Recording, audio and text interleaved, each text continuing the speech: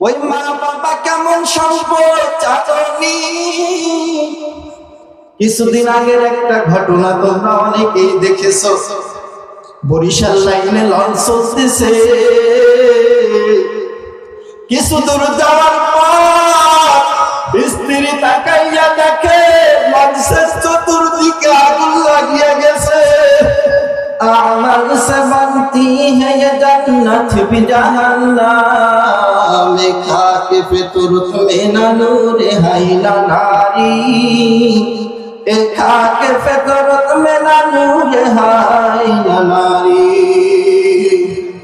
দয়াময় আল্লাহ পাক রব্বুল আলামিনের দরবারে লাখ কোটি শুকর ও সুজুদ যে মহান রব্বুল আলামিন আমাদেরকে কোরআনের বাগানে আসার জন্য বসার জন্য তৌফিক দিয়েছেন, এজন্য শুকর আদায় করে আলহামদুলিল্লাহ।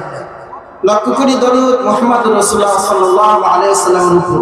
সর্বোপরি শুকর যারা আজকে এই মাহফিলে আয়োজন করেছেন, কষ্ট করে মেহনত করে উপস্থিত হয়ে টাকা পয়সা দিয়ে সহযোগিতার হাতকে বাড়িয়েছেন, আল্লাহ তাআলা সবার খেদমতকে কবুল করেন। আমার সময় খুবই কম, আমি আপনাদের সামনে আল্লাহ তাআলা কালামুল্লাহ শরীফ থেকে একটা আয়াত তেলাওয়াত করেছি, রাসূলের অসংখ্য হাদিস থেকে একটা হাদিস পেশ করেছি।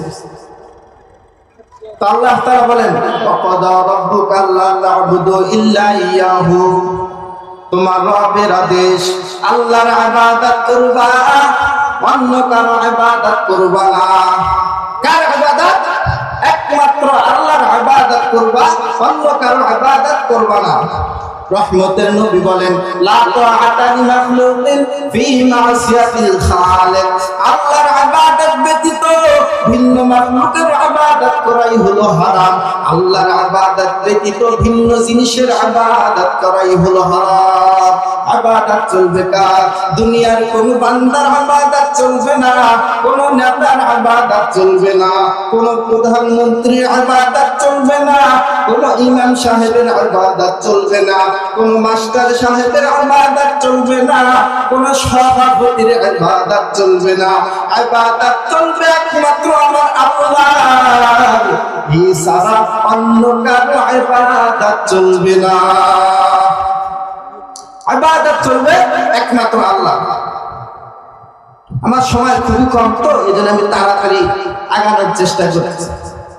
এরপরে ইনশাআল্লাহ তাআলা বলতেছেন, এরে বান্দা, তুই যে দুনিয়া আসলি, আমি আল্লাহর শুকর আদায় তো করবি, এই জন্যই তো তোকে পাঠাইছি।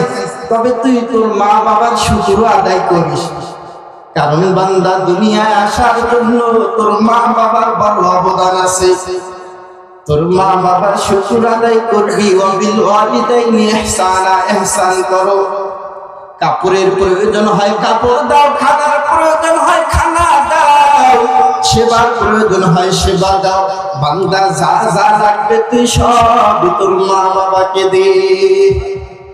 ওই মা বাবা কেমন সম্পদ চাচনি। কিছুদিন আগের একটা ঘটনা তোমরা অনেকেই দেখেছো।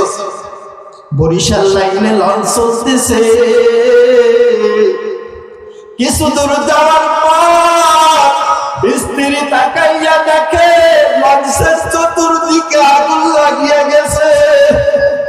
স্ত্রী স্বামীকে ডাক দিয়া বলে, স্বামী চলো একটু ছাদে যাই। স্বামীকে ছাদে নিয়া পা দুটো জড়াইয়া কয়, রে স্বামী, তোমার ঘরে আসিয়া সেই পরিমাণ খেদমত করার দরকার ছিল স্বামী করতে পারি নাই, তুমি আমাকে মাফ করে দিও রে স্বামী। আমাদের যে সন্তানটা আছে, এই সন্তানটাকে তুমি হাফেজে কোরআন বানাইবা, এই সন্তানটাকে তুমি ইসলামী শিক্ষায় শিক্ষিত করবা।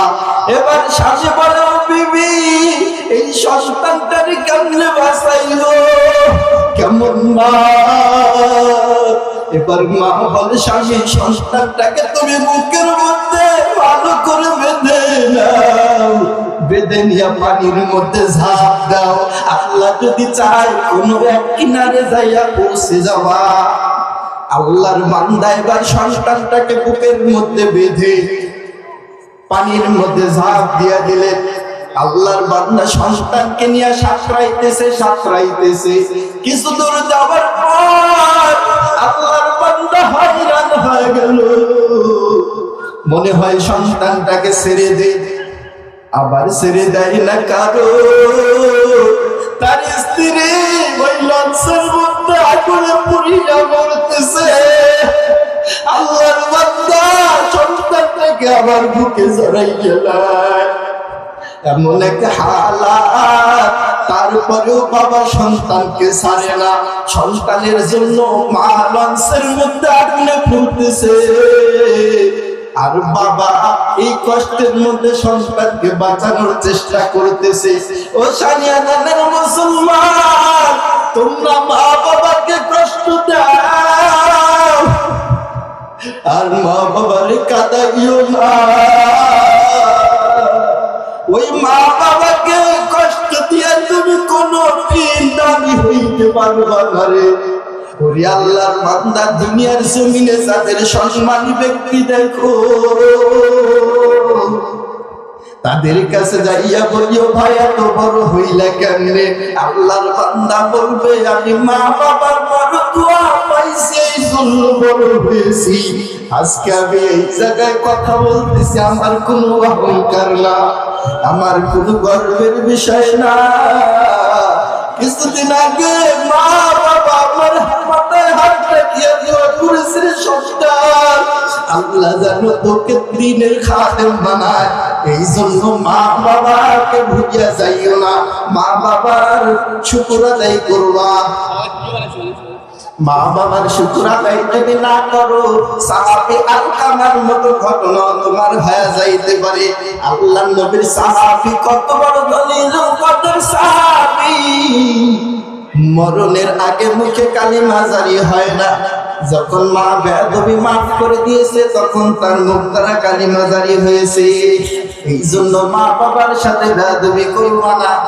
আল্লাহ শিখায় দেয়, বান্দা তোর মা বাবার সাথে কেমনে ব্যবহার করবি, কেমনে কথা বলবি। আল্লাহ পরের অংশে বলতেছে, ইম্মা ইয়াবলুগান্না ইনদাকাল কিবরা আহাদুহুমা আও কিলাহুমা, যদি তারা তোমার জীবদ্দশায়, বলে তোমার মা অথবা বাবা, যদি তারা তোমার জীবদ্দশায় বার্ধক্য উপনীত হয়ে যায়, যে দুর্বল হয়ে যায়, জয়ীফ হয়ে যায়, তখন তোমার মা বাবার সাথে কেমনে কথা বলবা, কেমনে চলাফেরা করবা। ফালা তাকুল্লাহুমা উফিন, ফালা তাকুল্লাহুমা উফিন, যে এমন ভাবে কথা বলিও না যার দ্বারা তোমার মা বাবা কষ্ট পায়। এমন কথা বলিও না, এমন আচরণ করিও না যার দ্বারা তোমার মা বাবা কষ্ট পায়। ফালা তানহারহুমা, এবং ধমক দিও না। মা বাবার সাথে এমন ভাবে কথা বলো, নম্র ভাবে, ভদ্র ভাবে। সময় খুবই কম, বুঝাইতে পারতেছি না সবকিছু। আল্লাহ পরের অংশ বলতেছেন, তো এইভাবে যদি কথা না বলি কিভাবে বলবেন? আল্লাহ বলেছেন, আল্লাহুম্মা কাওলান কারীমা, সম্মান দেখিয়ে কথা বলবি বান্দা বান্দি, সম্মান দেখিয়ে কথা বলবি, আদবের সাথে কথা বলবি, ইজ্জতের সাথে কথা বলবি, বেয়াদবির মতো করবি না। আমার বাংলাদেশে এমন কোন থানা নাই সেই থানার মধ্যে মা বাবা সন্তানের বিরুদ্ধে, সন্তান মা বাবার বিরুদ্ধে মামলা নাই। এজন্য আমরা মা বাবার শুকর আদায় করবো, আল্লাহরও শুকর আদায় করবো। তো আমার সময় খুবই কম, মেহমান হুজুর চলে আসছেন, আপনারা দেখতেছেন হুজুরকে বসিয়ে রাখা, কথা বলা বেয়াদবি। আমি হুজুরের কাছে মাফ চাইতেছি, সবার কাছে মাফ চাইতেছি। যে কথাবার্তাগুলো হয়েছে, আল্লাহ তাআলা ভালো কথাবার্তাগুলোর উপর আমাকে আমল করার তৌফিক দান করুন, সবাইকে আমল করার তৌফিক দান করুন। আখিরি তাওয়ানা।